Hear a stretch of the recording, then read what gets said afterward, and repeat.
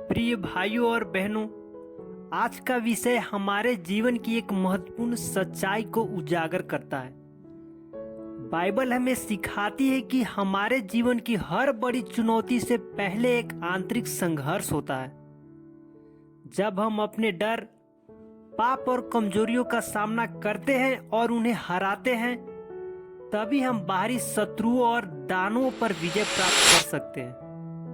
यह प्रचार इसी सत्य को समझाने के लिए है।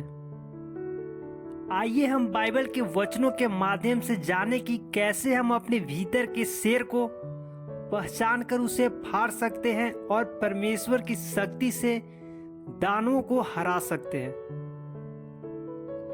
प्रिय भाइयों और बहनों, पहला बिंदु है अपने भीतर के शेर को पहचानें।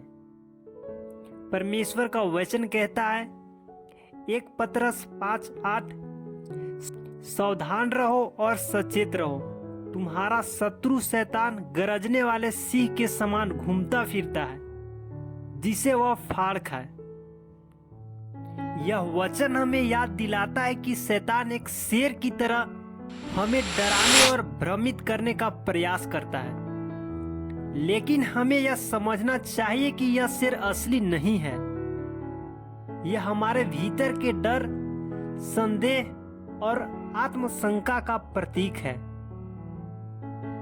जब तक हम इसे पहचानते नहीं, तब तक हम इसे हराने की ओर कदम नहीं बढ़ा सकते। मेरे प्रियो, दाऊद ने गोलियत का सामना करने से पहले अपने जीवन के छोटे छोटे संघर्षों का सामना किया था। उसने जंगल में शेर और भालू का सामना किया और उन्हें मारा। यह छोटी छोटी लड़ाइयां उसे बड़ी लड़ाई के लिए तैयार कर रही थी। आपके जीवन में भी ऐसे शेर हैं जिन्हें आपको पहचानना होगा। ये आपके डर, असफलता की भावना या पाप हो सकते हैं। जब आप इन्हें पहचान लेंगे, तभी आप इन्हें हराने के लिए तैयार होंगे। प्रियो, दूसरा बिंदु है शेर से लड़ने के लिए साहस जुटाएं। परमेश्वर का वचन कहता है 2 तीमुथियुस 1:7, क्योंकि परमेश्वर ने हमें डर की नहीं पर सामर्थ्य, प्रेम और संयम की आत्मा दी है। जब हम अपने भीतर के शेर को पहचान लेते हैं, तो अगला कदम है उसे लड़ने का साहस जुटाना। यह साहस हमें अपने अंदर से नहीं, बल्कि परमेश्वर की आत्मा से मिलता है। समसोन ने शेर का सामना तब किया जब वो अकेले था। न्यायों 14:5-6 वचन में लिखा है कि समसोन ने शेर को अपने हाथों से फाड़ दिया, क्योंकि परमेश्वर की आत्मा उस पर उतरी थी। जी हाँ प्रियो, यह हमें सिखाता है कि जब हम परमेश्वर पर भरोसा करते हैं, तो हम असंभव को भी संभव कर सकते हैं। हमारे जीवन में भी कई बार ऐसा होता है जब हमें अपने शत्रुओं का सामना अकेले करना पड़ता है, लेकिन हमें डरने की जरूरत नहीं है, क्योंकि परमेश्वर की आत्मा हमें शक्ति और साहस देती है। तीसरा बिंदु है अपनी कमजोरियों को परमेश्वर के सामने रखें। 2 कुरिन्थियों 12:9 कहता है, मेरा अनुग्रह तेरे लिए बहुत है, क्योंकि मेरी शक्ति निर्बल में सिद्ध होती है। कभी कभी हमारा सिर हमारी अपनी कमजोरियां होती है, जैसे गुस्सा, ईर्ष्या या आलस्य। इनसे लड़ने के लिए हमें अपनी कमजोरियों को परमेश्वर के सामने स्वीकार करना होगा और उनकी मदद मांगनी होगी। पौलुस ने अपने कमजोरियों को परमेश्वर के सामने रखा और कहा कि जब मैं निर्बल होता हूं, तब मैं बलवान होता हूं। जब हम अपनी कमजोरियों को परमेश्वर के सामने रखते हैं, तो वह हमें अपनी शक्ति से भर देता है। इसीलिए अपने शेर को हराने के लिए अपनी कमजोरियों को स्वीकार करना महत्वपूर्ण है। चौथा बिंदु है परमेश्वर की शक्ति पर भरोसा करें। नीति वचन 3:5-6 वचन कहता है, अपने संपूर्ण मन से यहोवा पर भरोसा रखो और अपनी समझ पर निर्भर मत रहो। अपने सब कामों में उसे स्मरण करो और वह तेरे मार्ग को सीधा करेगा। परमेश्वर की शक्ति पर भरोसा करना हमें हर परिस्थिति में विजयी बनाता है।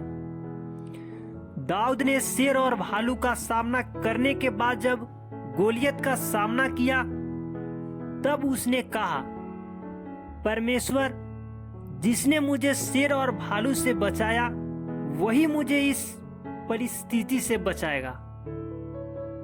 इजरायली लाल समुद्र के सामने थे और पीछे फिरौन की सेना थी। तब परमेश्वर ने मूसा के माध्यम से समुद्र के 2 भागों में विभाजित किया। यह हमें सिखाता है कि जब हम परमेश्वर पर भरोसा करते हैं तो वह हमें चमत्कार करता है। जीवन के कठिन समय में परमेश्वर पर भरोसा करें। वह आपको शेर से लड़ने और दानवों पर विजय पाने की शक्ति देगा। बिंदु है शेर को फाड़ने के बाद दानव पर विजय पाए। 8:37 कहता है, पर सब बातों में हम उसके द्वारा जिसने हमसे प्रेम किया है जयवंत से भी बढ़कर है। जब हम अपने आंतरिक शत्रुओं पर विजय प्राप्त करते हैं तो हम हर शत्रुओं का सामना करने के लिए तैयार हो जाते हैं और उसके दानव हमें तभी तक हरा सकते हैं जब तक हम अपने डर और पाप में फंसे रहते हैं। यीशु मसीह ने 40 दिनों तक उपवास किया और शैतान द्वारा परीक्षा ली गई। उन्होंने परमेश्वर के वचन के साथ शैतान का सामना किया और उस पर विजय प्राप्त की। प्रियो, दानव पर विजय प्राप्त करने के लिए हमें अपने जीवन को पवित्र और परमेश्वर के वचनों से भरपूर रखना होगा। यह हमें शैतान के हर प्रलोभन से बचाएगा। छठा बिंदु है प्रार्थना और परमेश्वर के वचन का महत्व।